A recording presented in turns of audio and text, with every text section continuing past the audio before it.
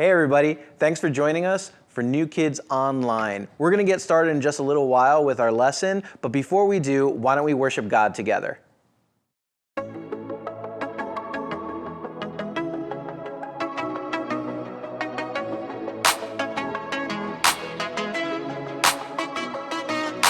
Sometimes the road ahead can be so rough. You are the reason why I don't give up. 'Cause even when it's hard to see, I still believe. So I'm gonna trust your love no matter what. Gonna live my life for you, live my life for you. Whenever I'm walking, talking, and everything I say and do. Gonna live my life for you, live my life for you. Wherever I'm going, you are going with me too. Gonna live my life for you, Gonna live my life for you, Sometimes the road ahead can be so rough. You are the reason why I don't give up.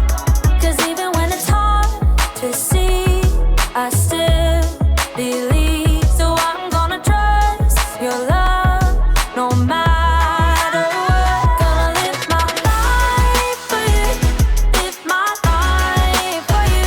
Whenever I'm walking, talking, and everything I say and do. Gonna live my life for you, live my life for you. Wherever I'm going, you are going with me too. Gonna live my life for you,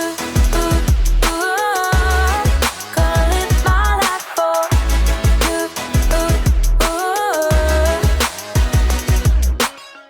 When I'm weak, I know you're strong. Won't be afraid, you'll be right here through it all. When I'm weak, I know you're strong. Won't be afraid, you'll be right here through it all. Gonna live my life for you, live my life for you. Wherever I'm walking, talking, and everything I say and do. Gonna live my life for you, live my life for you. Whenever I'm walking, talking, and everything I say and do. Gonna live my life for you, live my life for you. Wherever I'm going, you are going with me too. Gonna live my life for you, Gonna live my life for you, Gonna live my life for you, Gonna live my life for you.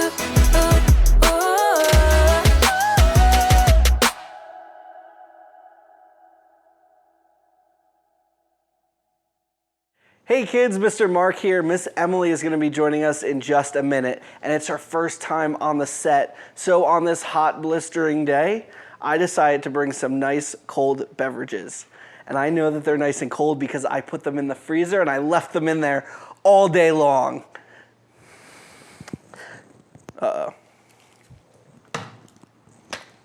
Maybe all day wasn't such a good idea. Hey, Mr. Mark, what you got there? Hi, Miss Emily, what's up? I'm here to help you with today's lesson. Today we're going to be learning about how knowing Jesus changes how you see problems. And it looks like you're having a bit of problems with those juice pouches over there. What is up with those? Well, it's your first day on set. I know you had to drive here in the heat, so I want to have a nice cold beverage ready for you by the time you got here. Oh, Mr. Mark, that was really nice of you, but what's got you so upset? Well, that's the first part of it. The second part is that I put them in the freezer to get them nice and cold, but I forgot that I had left them in the freezer, and well, now they're blocks of ice.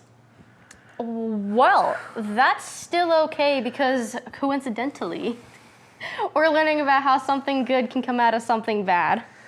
Something good can, Miss Emily, a solid block of ice juice cannot come out of a juice pouch.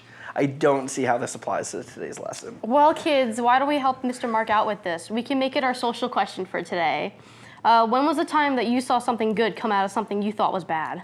When was a time something good came out of something? That's a great social question, Miss Emily. And kids, I'd love to see your answers in the chat, and we can have a conversation in there. But Miss Emily, one answer that they're not going to put in the chat is having frozen ice pouches. These things are completely undrinkable, unusable, and frankly, they're a disgrace to juice boxes everywhere. Well, Mr. Mark, let's watch today's lesson together. I think you'd be surprised about how we can see something good come out of something bad, even if you're like Paul and you got shipwrecked somewhere. Whoa, whoa, whoa, whoa. Listen, saying that something good can come out of something bad in terms of juice pouches is one thing, but a shipwreck, nothing good comes out of a shipwreck. Well, Mr. Mark, faith is trusting in what you can't see because of what you can see. And if we know that God was involved, then we know something good definitely came out of that shipwreck. Well, Miss Emily, I'm just going to have faith that what you're saying is true, because frozen juice pouches, shipwrecks, good things, it's not making sense to me. It's not coming together. Well, I think we should watch the lesson to see what happens. All right, well, here we go to not drinking our juice pouches and watching a lesson.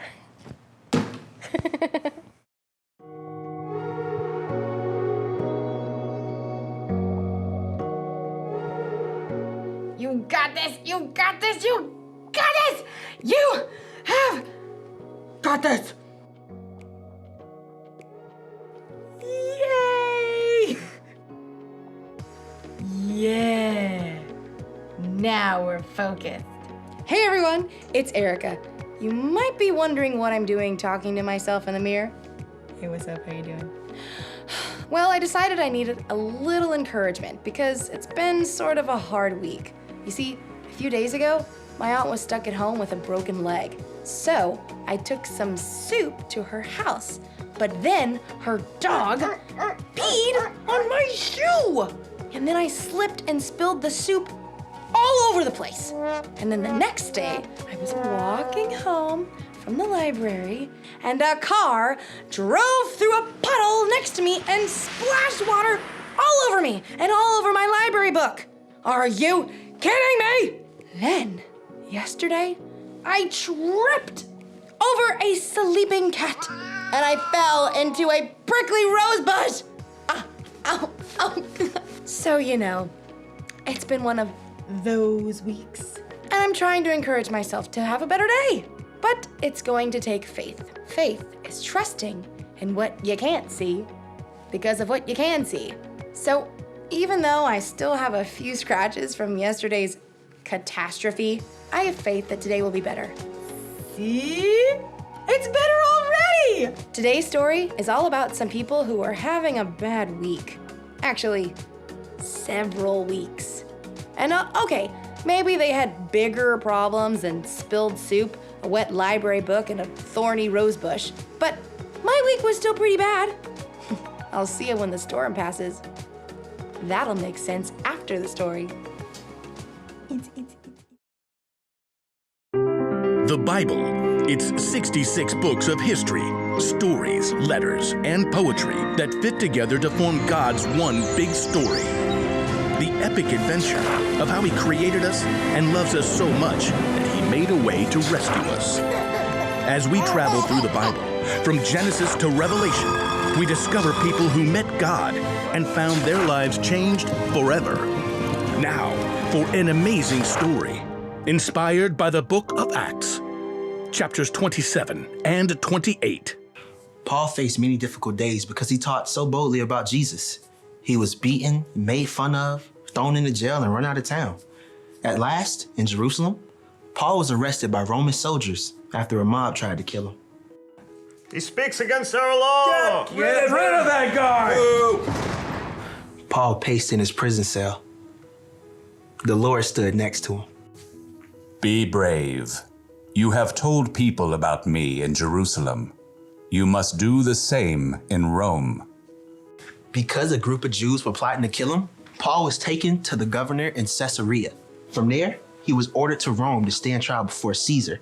Then, he was handed off to a Roman commander for the sea journey. I am Julius of the Imperial Guard. I am very imperious, but also a reasonable human being. Glad to hear it. Julius allowed Paul to visit with friends as they stopped at the port city of Sidon. From there, they sailed around Cyprus, transferred to a ship from Egypt, carrying grain to Italy. The ship fought against the wind for many days until they arrived in a town on the island of Crete called Fair Havens. It was already well into October, a risky time for sea travel. Men, I can see that our trip is going to be dangerous. The ship will be lost, and our own lives will be in danger. A reasonable concern. The pilot and ship's owner wanted to reach a better harbor for the winter. Pish posh. We can make it to Phoenix. Well, Feel that? Gentle southerly breeze. Perfection. we leave at once. Anchors away! But very soon, the gentle breeze transformed. Within a short time, the wind beat against the ship with the strength of a hurricane. The pilot gave up fighting the gale. Hoist the lifeboat. Secure ropes around the bow.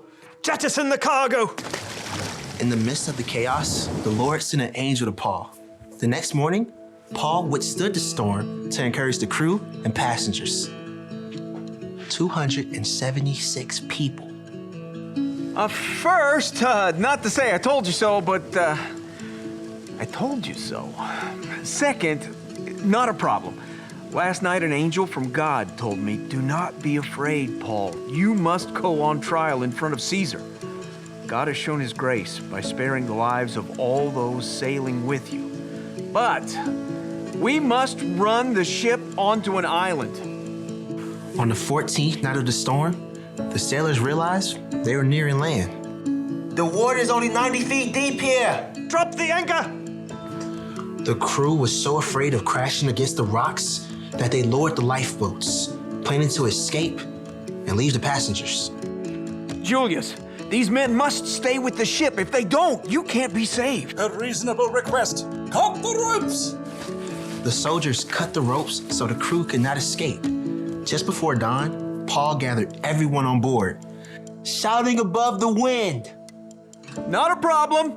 None of you will lose a single hair from your head. Now, I'm asking you to eat so you can live. Paul took bread and thanked God. He then broke the bread and ate it. Everyone was filled with hope while they had some food to eat as the gray morning dawned. There's the beach. Lift the anchors and we'll run her aground. But as the pilot steered desperately for shore, the ship hit a sandbar and began to break into pieces. The soldiers were planning to kill Paul and the other prisoners to keep them from swimming to freedom. Stop! Don't hurt them. Paul must live. Everyone overboard. Swim to land or grab a piece of the wreckage. Miraculously, everyone made it to shore, just as God had promised. Welcome to Malta. The people of Malta were unusually kind as they built a fire to welcome this large group of wet and stranded visitors. I'll fetch some more firewood. Paul tossed sticks into the fire. Then, a deadly snake slithered out and sunk his teeth into Paul's hand. This man must be a murderer. The gods won't let him live. Not a problem. Totally fine. Paul simply shook the snake into the fire. When the people saw he was unharmed, they decided he was a god. Publius, a chief official, welcomed Paul and the others into his home. Take whatever you need. Paul discovered that Publius' father was very sick, so he prayed. Jesus, please, heal this man. Publius' father was made well. All the sick people on the island flocked to see Paul, and they too were healed. Paul had so much respect on Malta that when it was time to leave, the people of Malta gave him all the supplies they needed. Bon voyage! At long last, Paul neared Rome. The believers had heard he was on his way and traveled to meet him. Welcome to Rome. I thank God for you all. In Rome, Paul was allowed to live in his own home, under guard. For 2 years, he welcomed anyone who came to see him. He told Jews and Gentiles alike the good news of Jesus, just as God promised he would.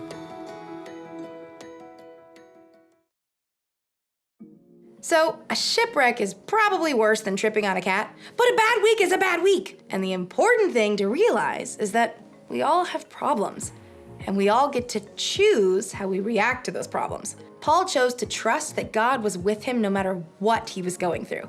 You see, Paul understood that God had a bigger plan. Ever since Paul came to know Jesus as God's son, he had devoted his life to telling others about Jesus.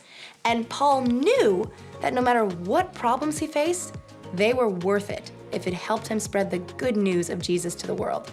So Paul didn't necessarily focus on the storm, the shipwreck, and the snake bite like they were problems. Instead, he trusted that God was leading him somewhere. He trusted that God had a plan. And Paul's not the only person who can change focus like that. We can too! When we hope and trust in Jesus, it can change how we look at our problems. That's the one thing to remember today. Knowing Jesus changes the way you see your problems.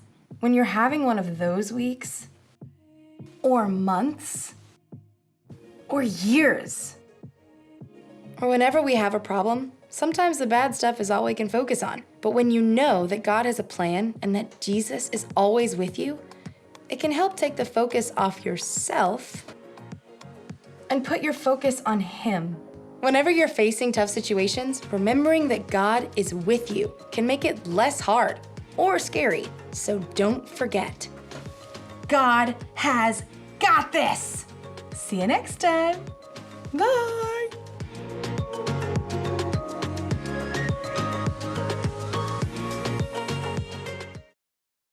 Wow, Miss Emily, you know what? Gotta hand it to you. You were right. Who would have thought something good could come out of a shipwreck? Right, but God can take something bad and turn it into something good.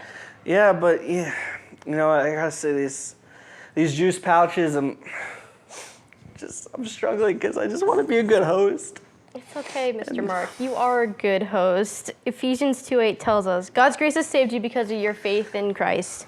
Your salvation doesn't come from anything you do. It's God's gift. It's okay if you make a mistake. So I'm not a terrible host? No, you're a really good host. Oh, thanks. It means a lot. And I think I might know a good way that we can turn this into something even better. I think I know where you're going with this. So we have 2 blocks of ice that we could make an ice fort out of. Not quite. Just take a little watch right here.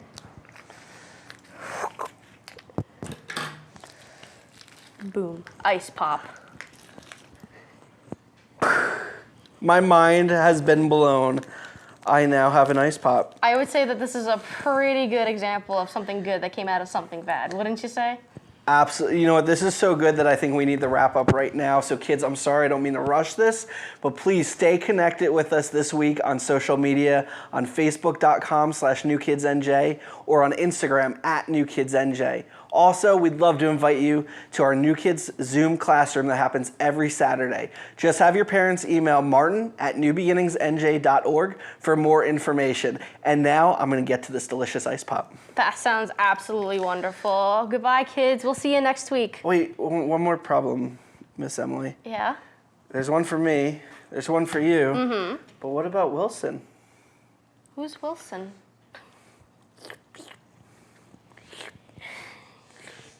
Bye, kids.